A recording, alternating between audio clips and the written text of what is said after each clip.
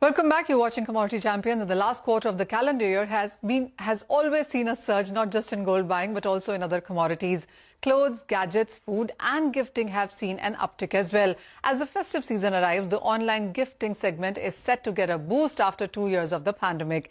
Joining me now to discuss this is Vikaas Gutgutia, the founder and MD of Ferns and Petals. Vikaas, hi, thank you so much for joining us. And what is your sense when you look at the markets right now? The festival season has officially begun and the COVID-free festive season is taking shape. How is F&P faring on consumer behavior, profits, revenues, margins and sales? We have been restricted to a certain extent in the past because of 2 years of COVID. This year, this seemed to be going to be a very, very amazing year for us. You're calling it amazing, but if I can push you for a number guidance on your growth and sales that you're estimating this time around, what would that be? See, if you ask me honestly, I definitely expect to do 25 to 30% more than the pre-COVID level. That's the kind of increase I'm looking at in terms of volume. Otherwise, the season time is normally, it's kind of a double than the normal months. So it is a very, very optimistic target, and we are really looking forward. Clearly, because COVID taught us the importance of online, but you as one started online, you have online and offline as well. What would you say on what model is faring better? See, we have always been working that way. To us, I don't know, maybe we were lucky that we had both the things. Omni-channel worked very well for us for the good last 15, 18 years. So we were quite used to it. Of course, lockdown here and there, then online picks up if there is a problem anywhere. So it complements each other. So that way, we have been very lucky, and we probably did much better than the other retailers. Tier 1 cities always have done well, but there is expansion and aspirations that we see in Tier 2 and Tier 3 cities as well. How has that market worked out for you? See, Tier 2 and Tier 3 are the cities where you have aspirants, who want to do what Tier A has done and, living with. So our growth area is definitely targeted towards Tier 2 and Tier 3 cities. And we have gone to many such cities in the past, in a couple of years. So if you ask me honestly, we have covered almost, all the major Tier 2 cities, and now Tier 3 has started. So that's where the growth is, I guess. All right. Because if you look at the last 1 year, the sugar consumption in India clearly has increased. What is the growth that you see in cakes and flowers as well? Because these are the categories that do best for you. See, normally at Ferns and Petals, if you ask me the breakup, we probably do flour and cake. They go hand in hand, 35%, 35%. Rest, all the other get put together is 1/3. So 1/3, 1/3, 1/3. 1/3 flowers, 1/3 cakes, and rest is 1/3. In the last couple of years, especially post-COVID, a lot of trend and customer patterns, behaviors have changed. People are making more time for their loved ones.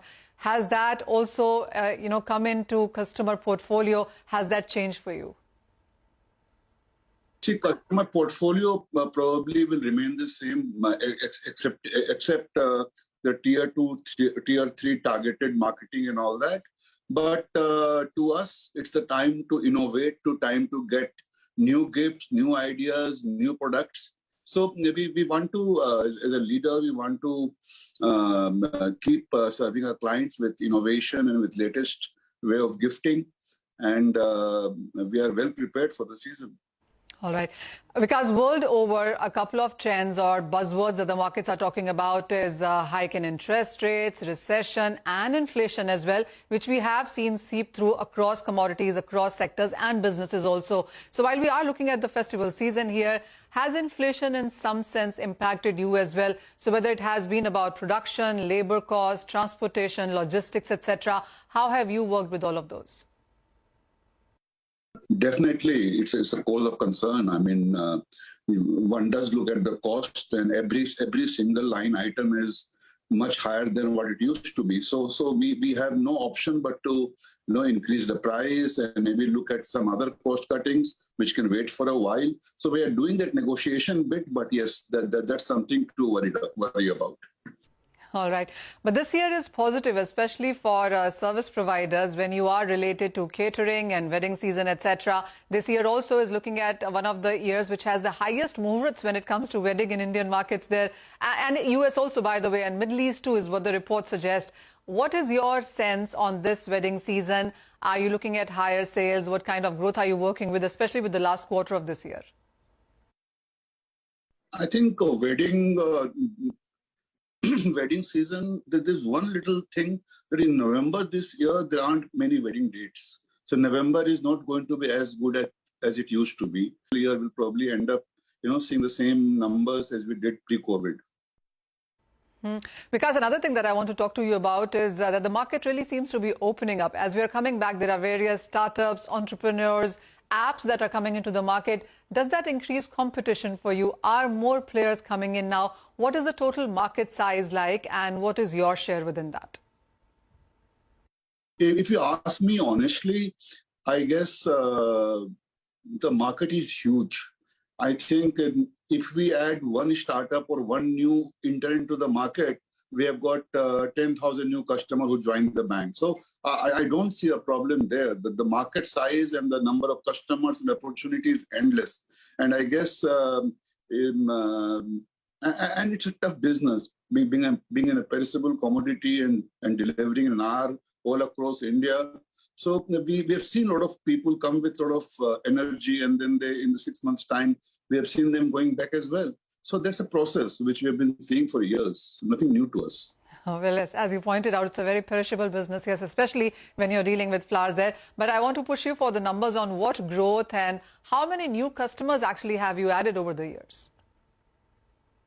Normally, we've been growing at the rate of 25-30% year on year. That's a very, very healthy growth. And we did have some difficulty during COVID. Now, since the COVID is behind us, I think 23-24, we should be doing at least 50% more than what we did in 1920. All right. As you mentioned, as we were discussing, we already are in a festival season here. And as we go ahead, it's going to be Dhanteras, Diwali, Christmas, New Year. I'm assuming the festival season for you also spills over to Valentine's Day going forward in the month of Feb. So what new markets are you getting into? What is the kind of growth that you also are looking at beyond Diwali? And what more are you getting in sense of business segments? See, confectionery is a very prime focus area for us. And we have set up a huge R&D facility with experts who design and who engineer cakes and other stuff, which is new age, which is appealing to youngsters, which are in demand as per the calories and other parameters. So we are doing a lot of back-end activities, and we are also redesigning our outlets all across the country in the next 3 months. So next year, beginning, I think we will probably be a very, very different, smart-looking, modern-age confectionery company. And that's something which is required, because I see cake is huge in demand everywhere. Birthday means cakes, be it a smallest possible town. So cake and flowers together is a deadly combination. And I think we are working very hard on the cake part now. Oh, well, absolutely. I'm sure there must be thousands and many more birthdays every day. And as you rightly pointed out, it is synonymous with cake demand into the country and abroad as well. But, upcoming gifting trends, and how do you see them this festival season? Post-COVID, has the behavioral change really seeped in? How do you look at the ticket size spent as well? Two things.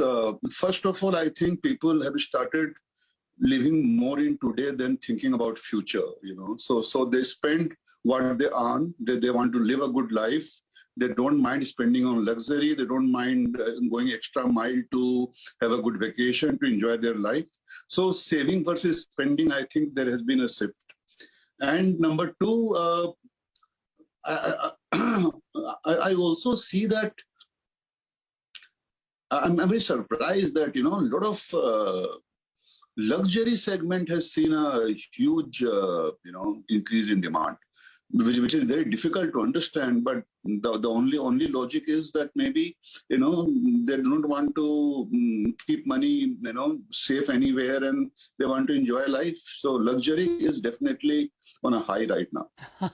All right, Vikaas, I get that line that it is post-COVID, it has been saving versus spending. Spending is what people really seem to be doing, living in today. And that clearly shows in the kind of trends that we have seen, whether it has been gold, jewelry, vacations, spending, gifting, cakes, plaza, you name it. And we have seen those numbers actually gain up.